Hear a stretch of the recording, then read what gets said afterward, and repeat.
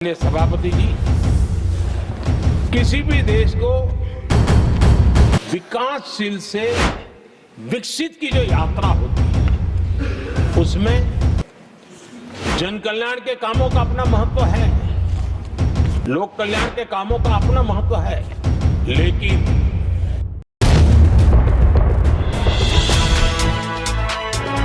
Infrastructure एक बहुत बड़ा कारण होता है, बहुत बड़ी ताकत होता है और विकासशील से विकसित की यात्रा इंफ्रास्ट्रक्चर से गुजरती है और हमने इंफ्रास्ट्रक्चर का महत्व को समझा है और हमने इस पर बल दिया है।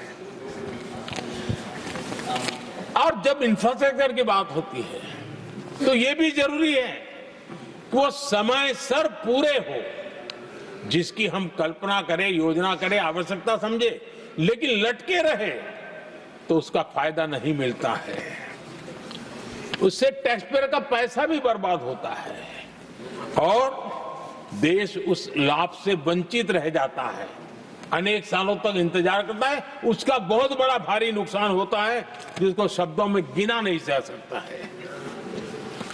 कांग्रेस के कालखंड में अटकाना, भटकाना, लटकाना ये उनका कल्चर बन गया था और उसके कारण ये राजनीति का हिस्सा था।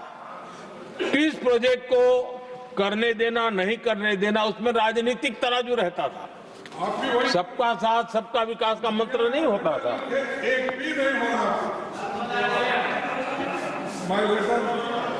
इस कांग्रेस कल्चर से मुक्ति पाने के लिए हमने एक प्रगति नाम की व्यवस्था बनाई और नियमित रूप से मैं स्वयं इस प्रगति प्लेटफॉर्म के माध्यम से इंफ्रास्ट्रक्चर का प्रोजेक्ट्स का डिटेल मॉनिटरिंग करता हूं। कभी ड्रोन से भी उस एरिया की वीडियोग्राफी और लाइव इंटरेक्शन करता हूं, काफी मैं उसमें इन्वॉल्व रहता हूं। करीब करीब 19 लाख करोड़ रुपए के ऐसे जो प्रोजेक्ट अटके पड़े हुए थे किसी न किसी कारण से, राज्य और केंद्र का कोऑर्डिनेशन नहीं होगा, एक डिपार्टमेंट का दूसरे डिपार्टमेंट से कोऑर्डिनेशन नहीं होगा, फाइलों में कहीं लटका पड़ा होगा, इन सारी चीजों का रिव्यू करता हूं और ऑक्सफोर्ड यूनिवर्सिटी ने उस पर अध्ययन किया, इस प्रगति के हमारे इनिशिएटिव पर, और बहुत बड़ा उसने अच्छा रिपोर्ट दिया है और उसमें उसने एक बहुत बड़ा सुझाव दिया है।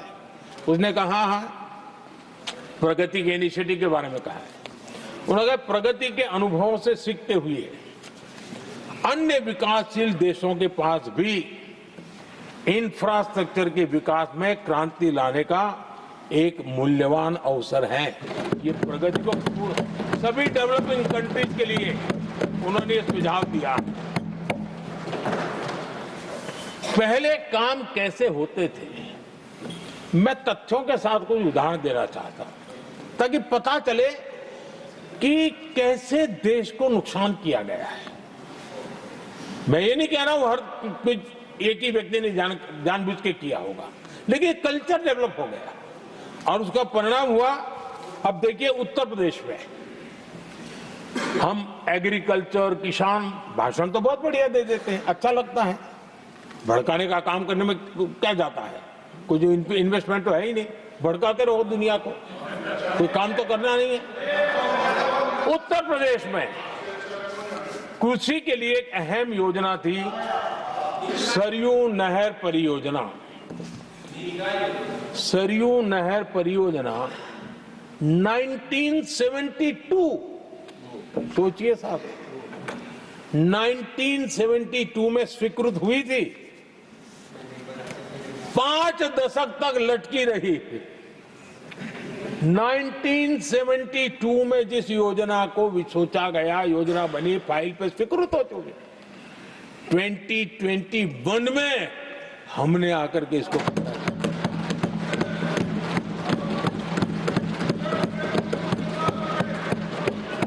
आदरणीय सभापति जी,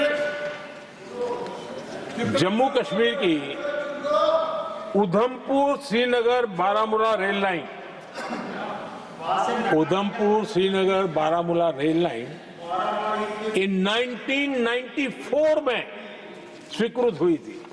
1994 में ये रेल लाइन भी बरसों तक लटकी रही। 3 दशक बाद आखिरकार हमने 2025 में इसे पूरा किया।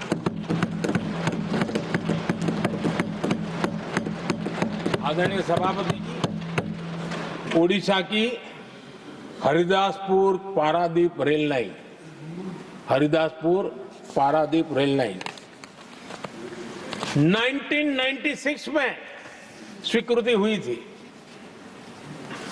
ये भी बरसों तक अटकी रही और ये भी 2019 में हमारे कार्यकाल में पूरी हुई।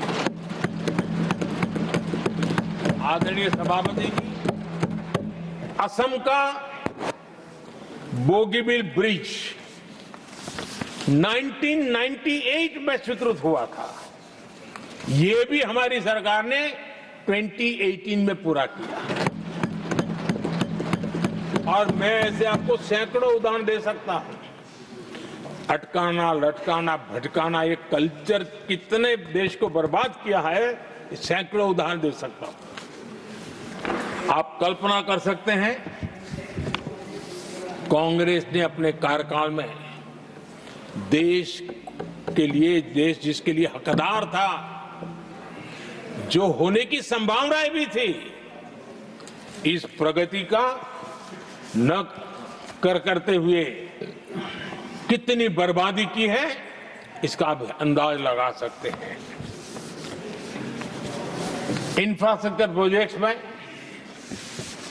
सही प्लानिंग और सही एग्जीक्यूशन, इसके लिए पीएम गति शक्ति नेशनल मास्टर प्लान बनाया है। पीएम गति शक्ति में जो लोग डिजिटल वर्ल्ड में इंटरेस्टेड हैं, उनके लिए जरूरी है समझना, और मैं तो चाहूंगा इसको राज्यों ने भी उपयोग करना चाहिए। पीएम गति शक्ति प्लेटफॉर्म में 1600 डेटा लेयर्स हैं हमारे देश के अलग अलग कामों के, और निर्णय प्रक्रिया को तेज करते हैं, सरल करते हैं, और उसको लागू करने में भी बहुत तेजी से उसको लागू किया जा सकता है। तो आज गति शक्ति प्लेटफॉर्म अपने आप में एक बहुत बड़ा इंफ्रास्ट्रक्चर के काम को गति देने वाला आधार बन गया है।